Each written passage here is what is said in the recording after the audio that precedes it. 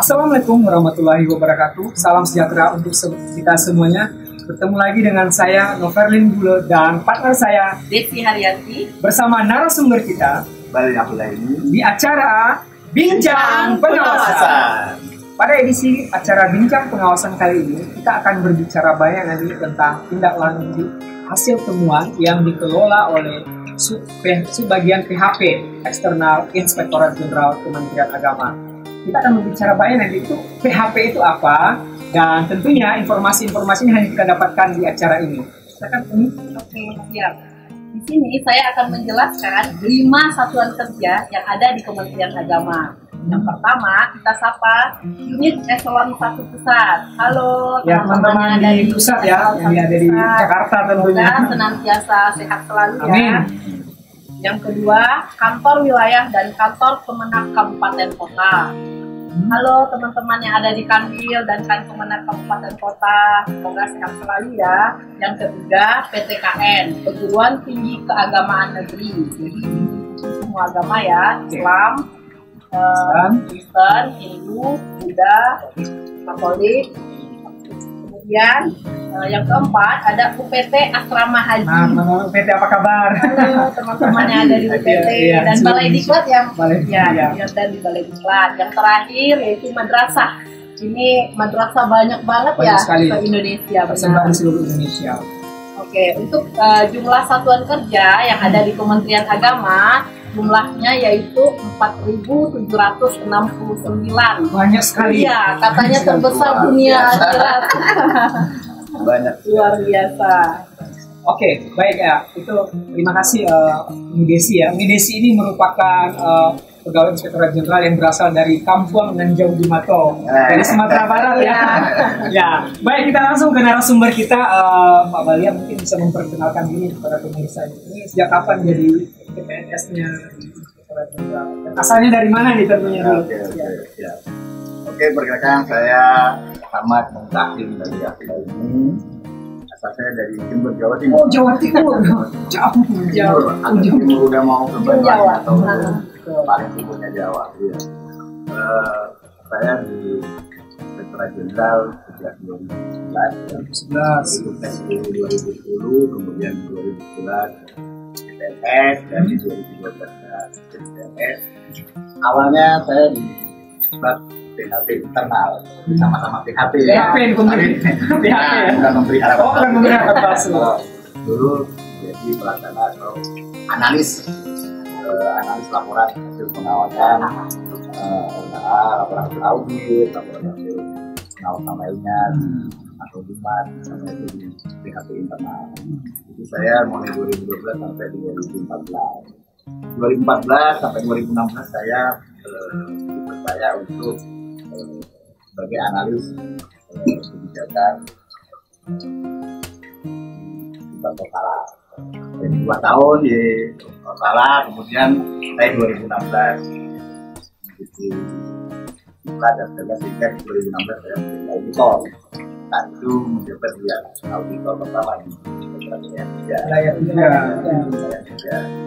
Dan sekarang ya sampai sekarang sejak 2019 awal Januari ya mendapatkan amanat baru untuk menjadi kepala bagian pengelolaan hasil pengawasan eksternal. Ternyata Jadi PHP itu pengelolaan hasil pengawasan eksternal. Nah, pemirsa semuanya ternyata PHP itu bukan pemberi harapan palsu ya.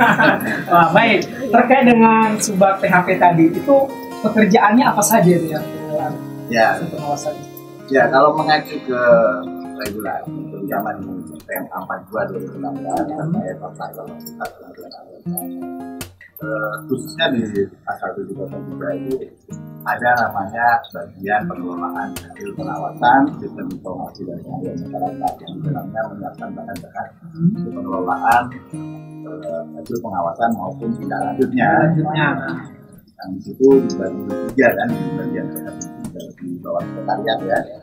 Itu ada yang namanya subbag PHP internal untuk mengelola, menyiapkan bahan pengelolaan dan tindak lanjut untuk pengawasan internal. Kemudian hasil audit Dirjen, Inspektorat ya, khusus inspektorat itu PHP internal. Kemudian tugas saya mengelola hasil pengawasan eksternal itu mengelola hasil pengawasan baik dari BPK, Badan Jasa Keuangan, dan BPKP juga. Ya, BPKP juga, dan lembaga penegakan hukum jadi tadi. Kemudian kalau untuk pelaksanaan tugas kita ini sebenarnya saya lebih banyak sebagai debt collector, Mas. Debt collector dalam tanda kutip ini ya. Nah, menarik ini. Menarik debt collector Iya, ini. debt Bisa collector. Jadi dijelaskan kita menyiapkan mengelola, menghimpun, menagih, menagih untuk menindaklanjuti bagaimana Satker menindaklanjuti rekomendasi dari hasil pemeriksaan BPK, BPKP maupun lembaga hukum itu. Jadi kita lebih banyak berinteraksi dengan kawan-kawan di BPK, kawan-kawan di BPKP, jadi kita mengkolek, menghimpun, kemudian sesuai di peraturan BPK nomor 2 2017 terkait pemantauan tidak lanjut itu kita diberikan amanat untuk jadi sebelum tindak lanjut itu disampaikan langsung ke BPK harus diverifikasi oleh Ijen. Direview dulu oleh Apif ya? Iya, direview Apif, direview oleh kami sehingga jadi bukti-bukti tidak lanjut itu tidak serta-merta dari Satker langsung ke BPK atau ke BPKP sebagai fasilitator. Ya, sebagai verifikator. Ya. Jadi kalau di koordinatornya ada di Biro Opala CTN itu ada namanya AHP eksternal yang itu dari koordinator, kemudian hasilnya kemudian direview oleh kami. Jadi kita mengkolek, menagih, mengkolek, kemudian kita review, kita cek dulu itu bukti-bukti lanjutnya apakah sudah sesuai dengan temuannya, rekomendasinya, dan apakah kalau misalnya ada yang kurang bisa kita mintakan lagi. Jadi lebih banyak kayak debt collector lah. Nah, kita tagih-tagih, kita review, kalau udah oke baru kita sampaikan ke BPK. Ya. Nah, biasanya itu berapa kali ya dalam setahun gitu Satker memberikan PL, kemudian kita berapa kali untuk mendatangi BPK untuk mengklirkan PL tersebut? Ada waktunya juga, jangka waktunya gitu ya? Iya, benar. Jadi begini, bukti-bukti tindak lanjut yang sudah disampaikan oleh Satker itu kita review, kemudian kita sampaikannya kepada BPK itu sebenarnya di dalam 2 kurun waktu per semester. Per semester. Jadi per semesteran 6 bulan sekali. Ya. Okay. Jadi biasanya untuk semester awal itu di bulan Juni, kemudian di semester 2-nya itu di Desember. Ya, biar Satker kita mengetahui juga ya. Tapi tidak membatasi kapan Satker boleh menyampaikan bukti tindak lanjut. Kapanpun kita terima. Kita terima. Jadi kapanpun ya. ada bukti tindak lanjut yang bisa disampaikan terkait rekomendasi BPK, kita terima kapanpun. Menarik ini ya. Ya. Oke. Baik, ini ada minuman, silahkan dinikmati dulu kopinya. Siap. Nah, juga untuk pemirsa yang menonton acara Bincang Pengawasan, ini acara Bincang Pengawasan ini tayangnya setiap hari apa saja nih Uni? Nah, kita lupa nih. Iya. Bisa kita juga ini. Untuk acara Bincang Pengawasan ini bisa pemirsa lihat ya, tayang setiap hari Selasa dan Jumat, tepat di pukul 10 di YouTube Itjen Kemenak. Jangan lupa like, subscribe, dan juga share sebanyak-banyaknya dan gitu. komen. Dan komennya tadi ya. Mantap. Jadi jika ada pertanyaan-pertanyaan pemirsa semuanya, Satker yang ada di seluruh Indonesia atau yang di mana saja berada, boleh nanti ditulis di kolom komentar dan nanti pasti kita akan berikan respon. Ya. Baik, kita lanjut ke topik kita ya. Nah, itu menarik tadi tentang PL itu. Nah, untuk PL sendiri itu kan ada hubungannya juga nggak dengan WTP itu? Oh iya. Opini BPK. Ya. Untuk LKKA teman. Ya, khususnya berkaitan dengan tindak lanjut rekomendasi hasil pemeriksaan baik BPK maupun BPKP tentu termasuk Ijen sebenarnya itu semuanya menunjang untuk agar Satker lebih tertib administrasi, kemudian sistem juga lebih bagus, kemudian hal-hal yang menjadi celah-celah permasalahan atau yang menimbulkan masalah hukum ataupun kerugian negara itu dapat terantisipasi dengan baik dengan cara salah satunya Satker harus melaksanakan tindak lanjut rekomendasi itu harus ditindaklanjuti sesegera mungkin, dan karena itu untuk perbaikan. Itulah yang akhirnya memberikan perbaikan sistem dan kinerja yang akhirnya akuntabilitas keuangan kita menjadi lebih baik, dan akhirnya ini dan alhamdulillah di 4 tahun terakhir dan mulai 2016 ya, 18, 19 terakhir ya, kemarin yang baru waktu nama bulan lalu yang untuk LK 2019 pun kita alhamdulillah kemenang masih BTP. Wah, tepuk tangan dulu untuk kita. Nah, ini untuk semuanya kontribusi dari Bapak Ibu semua yang ada di seluruh Indonesia supaya Kementerian Agama itu bisa dapat opini WTP itu, semuanya kita punya kontribusi, dan seperti yang sudah disampaikan tadi kepada kita semuanya oleh narasumber kita, ternyata semuanya punya kontribusi ya. Iya. Jadi kita berharap nih semuanya, ayo kita sama-sama menyelesaikan segala PL-PL kita. Iya. Nah, terkait tadi dengan menarik tadi dikatakan sebagai debt collector ya. Iya. Nah, Debt debt collector itu kan dalam image kita itu dia datang menagih. Gimana kalau ditagih dia nggak ada gitu ngasih? Apa ada nggak ininya hukuman atau tindakan yang diberikan kepada yang tidak memberikan tindak lanjut? Atau begini Pak narasumber, kan sudah ada rekomendasi dari BPK, itu ada jangka waktunya nggak Satker itu berapa lama bisa menindaklanjuti rekomendasi tersebut? Ya. Oke, begini, kalau khusus BPK ya, kita mengacu ke yang peraturan BPK nomor 2/2017 terkait kemampuan tindak lanjut itu di pasal 3, khususnya memang di salah satu ayatnya mengatakan bahwa seluruh pejabat wajib menindaklanjuti. Wajib menindaklanjuti. Dan berikutnya disebutkan juga bahwa pejabat wajib menindaklanjuti itu dalam kurun waktu maksimal 60 hari setelah laporan hasil pemeriksaan diterima. 60 hari ya. Jadi 60 hari. Maksimal 60 hari. Sebenarnya seperti itu. Dan itu sejalan dengan PMA 41 tahun 2016 ya, terkait pengawasan internal. Dari agama itu di pasal 25 juga disebutkan bahwa pelaksanaan tidak lanjut rekomendasi itu maksimal 60 hari setelah laporan hasil pemeriksaan.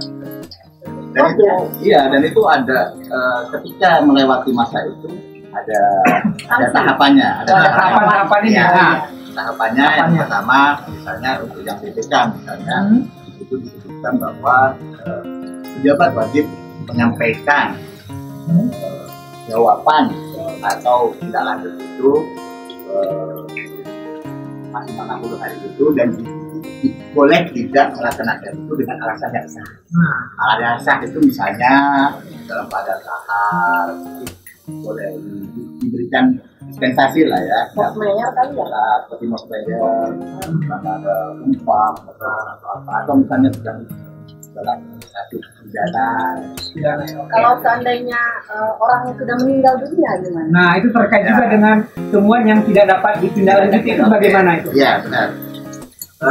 Di Perka 2012 itu juga ada sebenarnya yang mengatakan terkait dengan rekomendasi tindak lanjut yang tidak dapat ditindaklanjuti. Ya, dengan alasan yang sah tentunya ya. Jadi gini, untuk BPK, temuan BPK itu dibagi dalam 4. Ada 4. Yang pertama, apabila rekomendasi itu sesuai dengan rekomendasi. Jadi rekomendasinya A, Satker sudah memberikan lanjutnya sesuai baik dengan dokumen, baik dengan laporan keuangan juga ya, full lunas misalnya seperti itu masuk ke kategori satu. Nah, itu dianggap selesai.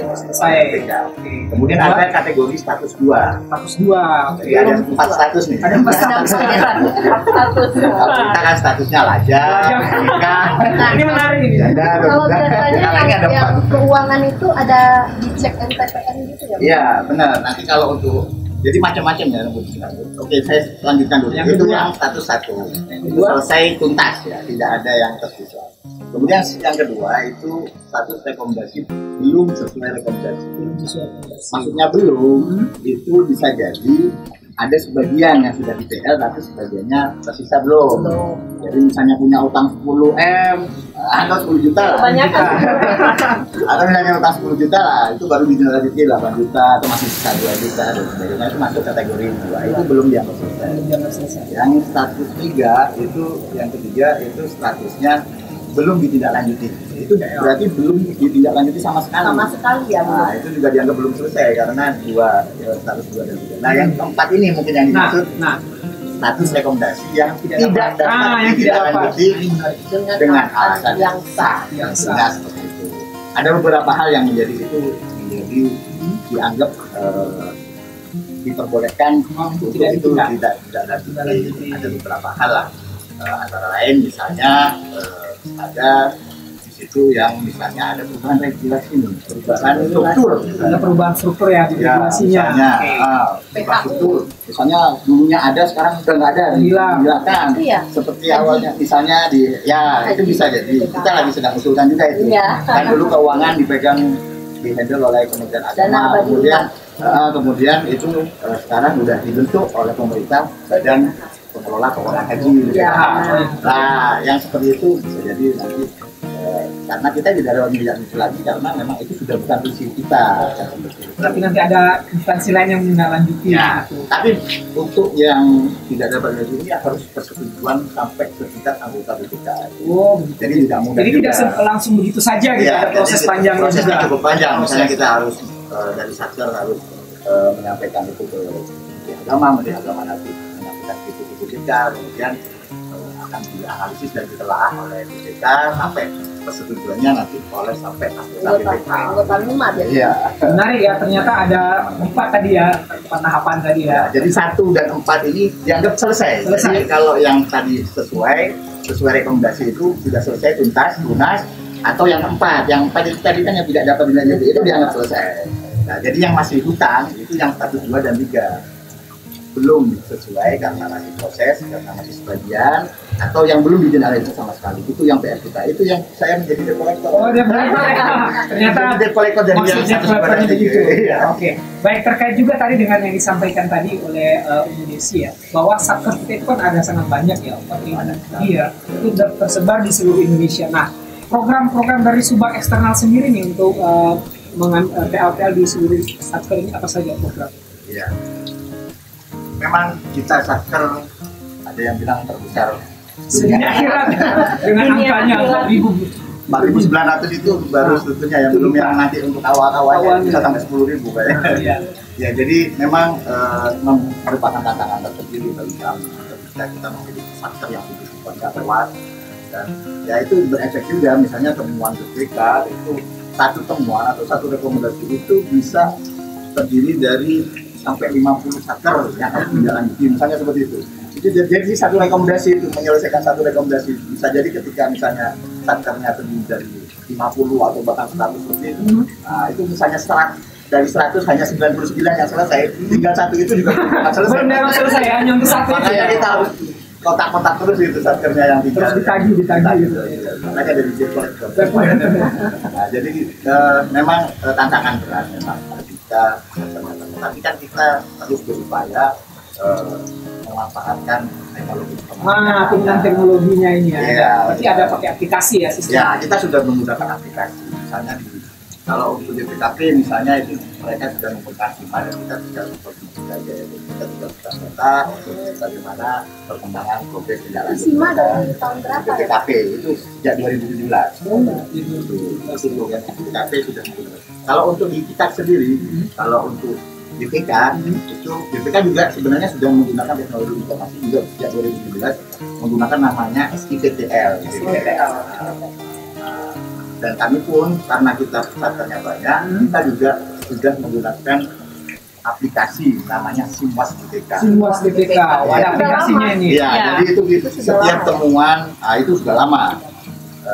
Dan itu setiap temuan yang itu rekomendasinya ke beberapa Satker itu bisa dengan aplikasi itu dengan mudah akhirnya kita bisa tahu saldo masing-masing Satker. Misalnya dari satu temuan itu 5 Satker atau 10 Satker itu yang per Satkernya berapa, berarti atau tinggal saldonya berapa dan sudah BPL-nya berapa, jadi saldo masing-masing Satker bisa ketahuan. Berarti bisa dalam hitungan menit ya kita melacaknya. Alhamdulillah sudah canggih sekarang ya. Jadi sudah kapanpun Satker, monggo kapanpun PL jangan khawatir. Bisa 24 jam gitu. Dan bisa kita langsung input ke sistem itu dan akan terekod, jadi nggak mungkin hilang. Insya Allah sistem itu aman karena juga kita pakai ini ya terbatas juga, nggak sembarang orang bisa akses dan tidak secara online karena kita itu rahasia, dan itu bisa diupdate kapanpun gitu. Sehingga kalau mau tahu saldo update sekarang update bisa. Satker mana? Satker mana? Wah, bisa gampang banget ya. Karena ketahuan nih utangnya berapa lagi kira-kira. Iya, benar. Untuk tahun 2020 ini kira-kira apa program program eksternal gitu? Programnya. Ya, sebenarnya banyak. Sekolah ke lapangan atau bagaimana? Ya, benar. Kita banyak metode atau apalagi dengan kondisi COVID sekarang ini ya. Iya, benar. Memang salah satu kendala yang utama biasanya kan karena jarak yang jauh, koordinasi yang ada ini, karena kantor kan tersebar di pulau-pulau di seluruh Indonesia ya. Tapi itu bisa diantisipasi dengan menggunakan tadi IT, media yang sudah ada sekarang. Program yang utama misalnya sekarang kita sudah menggunakan aplikasi Simak BPK itu, kemudian kita setiap TL itu secara soft copy kita sudah setelah diverifikasi dan sebagainya kita scan dan kita input ke sistem, jadi kapanpun bisa. Kemudian nanti ketika pada saat PTL tadi yang per semester kita sampaikan ke BPK, nanti semua itu sudah bisa kita serahkan full lengkap gitu ya. Jadi tidak ada ketahuan. Program kita pertama jemput bola, tentu ada bentuknya semacam pemantauan kita lanjut. Kita jadi datang ke satu saja. Jadi kita sekaligus pendampingan. Jadi dalam hal selain memantau juga mendampingi mereka untuk menyesuaikan, oh ini kira-kira butuh dokumen atau apa TL-nya, sehingga kita bantu dorong kantor untuk lengkap itu. Nah itu ada, dan kita hampir di seluruh provinsi hampir pernah kita datangi untuk pemantauan itu. Jadi kita jemput bola itu ya ada sebagian. Tapi memang terutama yang kita prioritaskan yang saldonya masih tinggi. Ketika jemput bola itu ada kendala-kendala nggak yang di? Oh banyak. Wah itu kalau kita ceritakan bisa panjang itu, bisa seharian. Oke. Ya karena kan begini ya, memang tindak temuan BPK itu untuk menjalankannya kan tidak hanya berkaitan dengan internal sektor itu ya. Ada hubungannya dengan pihak ketiga. Misalnya terkait progres pembangunan yang itu kan pelaksananya adalah pihak ketiga rekanan gitu ya. Kadang-kadang rekanannya juga marah-marah. Aduh. Tidak terima dengan temuan itu. Sampai ke hati itu marah-marahnya. Ya mereka protes. Wah itu sebenarnya jangan di atas atau misalnya dengan nilainya yang besar itu harusnya jangan seperti itu. Nah itu kan memang butuh approach atau pendekatan-pendekatannya. Jadi ada tahapannya lah. Kalau memang sudah tidak bisa, ya kan ada mekanisme itu juga. Jika misalnya tidak dapat dilakukan, ya mau nggak mau itu di aturan di BPK itu bisa diserahkan ke aparat penegak hukum. Oh begitu bisa juga ya? Iya, jadi kalau dia ngeyel apa motor nggak mau TKL itu bisa dilimpahkan ke aparat penegak hukum. Jadi ini pemirsa semuanya nih, kalau debt kolektornya ada dalam tanda kutip ya, subak PHP itu internal sudah memberikan rekomendasi dan tindakan-tindakan lain. Kalau nggak ditindaklanjuti dari catatannya ya akan diserahkan ke pihak penegak hukum, bisa ya. Sesuai regulasi BPK. Bisa. Jadi kalau diizinkan juga bisa, nanti bisa dilakukan audit tujuan tertentu, sampai investigasi. Kalau itu juga berdampak pada misalnya kepegawaian, kepegawaian, misalnya sampai lepas PNS dan begitu ya, sampai bisa jadi hukuman gitu ya. Itu yang itu yang di pihak luarnya ya itu mungkin bisa nanti dengan aparat penegak. Nah untuk temuan aset misalnya. Nah itu aset menarik itu. Ya aset misalnya kehilangan aset BMN berupa kendaraan atau laptop, itu tergolong ke kerugian negara. Itu kerugian sendiri, proses kerugian negaranya bagaimana? Memang ada itu aturannya. Jadi kalau untuk kerugian negara yang itu dilakukan oleh bendahara itu harus dengan BPK. Jadi BPK nanti yang menetapkan kerugian negara. Tapi kalau untuk selain bendahara itu ada namanya di tempat itu namanya tim penyelesaian kerugian negara. DPKN, DPKN yang itu di dalamnya ada perwakilan dari Kepala Biro Keuangan, Sekjen, kemudian dari Sekjen, kemudian juga dari kepala biro hukum itu misalnya, yang itu nanti akan membahas bahwa ini layak nggak dianggap sebagai kerugian negara. Yang Kalau memang menetapkan ya. nanti ditetapkan melalui sidang. Dan itu sudah ada sebenarnya. Dan standar Ya, nanti kalau memang ternyata melalui proses itu kemudian ditetapkan bahwa ini merupakan kerugian negara ya. senilai sekian, ya wajib yang pejabatnya atau orang yang menghilangkan BNN tadi wajib dilanjuti sesuai dengan nilai yang sudah ditetapkan itu. Berarti Satker yang ada di Kanwil, Kemenak, dan TKN yang memiliki Sebenarnya di aturan mereka bisa membentuk tim TPKN sendiri di tingkat Satkernya. Kita Satker bisa membentuk tim, kemudian hasil tim itu kita sampaikan ke tim TPKN dan itu nanti akan ditelaah dan nantinya nanti ditetapkan bahwa misalnya hasil dari tim penyelesaian kerugian negara Satkernya menyatakan bahwa itu bukan karena kelalaian, memang murni misalnya dirampok atau dicuri, murni secara kepolisian atau secara hukum bahwa itu tidak ada kelalaian sama sekali dari pihak yang sebagai penanggung jawab BNN itu, ya itu maka bisa jadi ya tidak ditutup. Oke, baik. Oke, pertanyaan terakhir ini, pertanyaan terakhir. Ini sebagai penanggung jawab atau leading sector untuk pengelolaan hasil tindak lanjut eksternal. Ada nggak tips dan juga mungkin semacam program pada satker-satker agar TL itu bisa cepat diselesaikan? Ada tipsnya nggak dari kepada satker gitu? Oke. Setidaknya ada 3 hal. Ada 3 hal. Tolong dicatat nih, ada 3 hal. Ya, setidaknya ada 3. Yang pertama, cermati dan pahami betul isi rekomendasi dari BPK maupun BPKP. Pertama ya. Jadi pahami betul bahwa itu memang apa yang diinginkan. Misalnya diminta untuk merubah sistem, ya harus dirubah sistemnya. Misalnya harus dilakukan semacam pengendalian, SPI-nya harus dikuatkan. Nah, itu dilakukan sehingga itu nanti bisa dianggap selesai.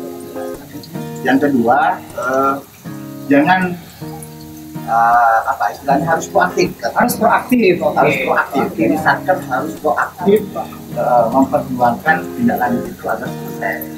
Jadi termasuk tadi persuasif tentang pihak kanan dan juga atau misalnya itu melibatkan kawan-kawan internasional itu harus proaktif sehingga dapat dipetakan mana yang mudah ditindaklanjuti, mana yang susah ditindaklanjuti. Ketika sudah di mapping dipetakan itu, yang mudah ditindaklanjuti itu bisa segera selesai. Utamanya kayak yang misalnya administratif, itu jadi prioritas segera selesaikan. Baru yang ketiga ini yang menurut saya juga perlu khidmat khusus karena yang ketiga ini berkaitan dengan reward and punishment. Ya, jadi pejabat juga harus benar-benar melaksanakan misalnya berkaitan dengan itu hukuman disiplin dan sebagainya, ya, segera itu diterapkan sehingga menjadi efek jerah bagi yang lain, dan ketika memang dia bagus kinerjanya ya apresiasi lah, bukan apresiasi ya, sehingga itu dapat menunjang menjadi yang lain, menjadi teladan bagi yang lain bahwa kalau segera ini nanti. Baik, Pak Subag, terima kasih untuk informasinya untuk kita dan juga untuk pemirsa semuanya yang mendengarkan acara kita pada saat ini. Dan informasi ini kita berharap nih ada tindakan-tindakan yang lebih aktif lagi, dan kami berharap juga ada masukan pertanyaan yang diberikan di kolom komentar yang ada di video kita ini. Baik, untuk pemirsa semuanya, demikianlah acara kita pada saat ini.